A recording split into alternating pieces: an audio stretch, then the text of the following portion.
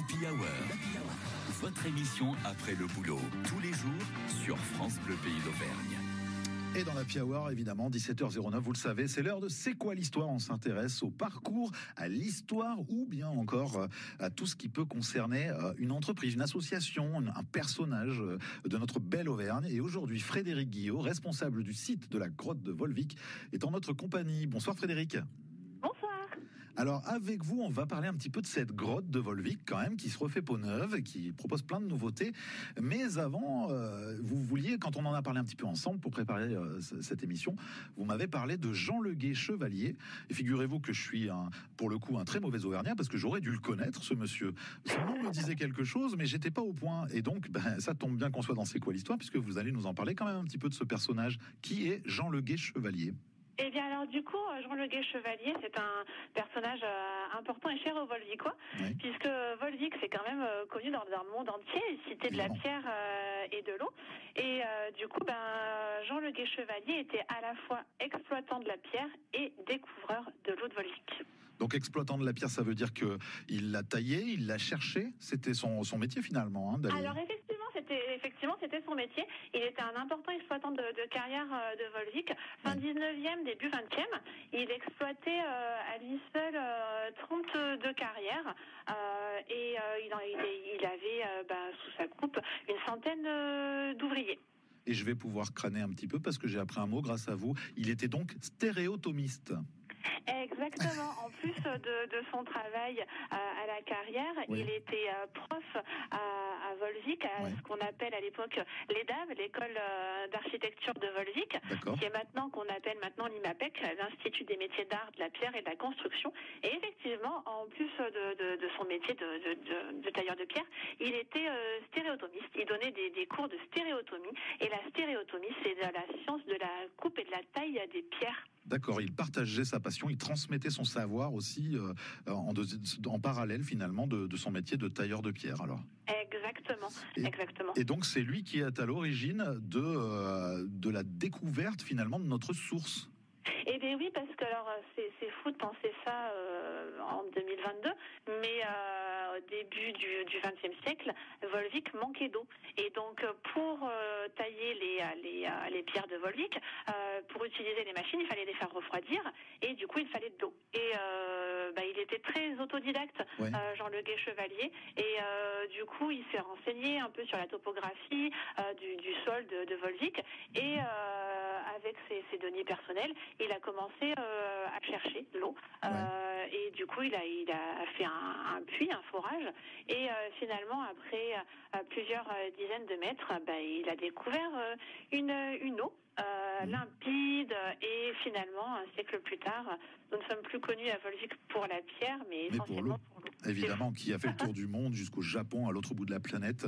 Effectivement, notre eau qui est devenue très célèbre, et on lui doit finalement d'avoir découvert cette source de, on peut le dire, je crois, la meilleure eau du monde. Soyons chauvins, chez nous en Auvergne. Évidemment, soyons chauvins. Alors là, pour le coup, la transition se fait d'elle-même, puisque vous êtes responsable du site de la grotte de la pierre de Volvic. Donc ça veut dire que finalement, vous continuez le travail de Jean Leguet Chevalier, finalement, puisque vous continuez de transmettre un petit peu tout ce savoir autour de la pierre et tout ce qui se passe autour de la pierre de Volvic dans cette grotte. On en parle tout de suite, juste après ça.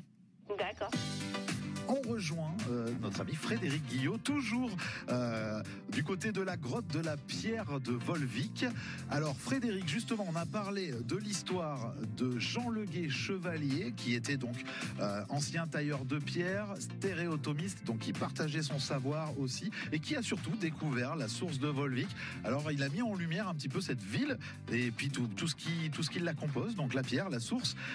Du coup, vous, au niveau de la grotte de la pierre de Volvic, finalement, c'est ce qu'on disait avant la petite pause, c'est que vous continuez son travail finalement de transmettre au public la connaissance de la pierre de Volvic. c'est ça, hein? Exactement, oui. Du coup, on fait découvrir la fabuleuse épopée de la pierre de Volvic à travers la vie de Jean Le Guay Chevalier.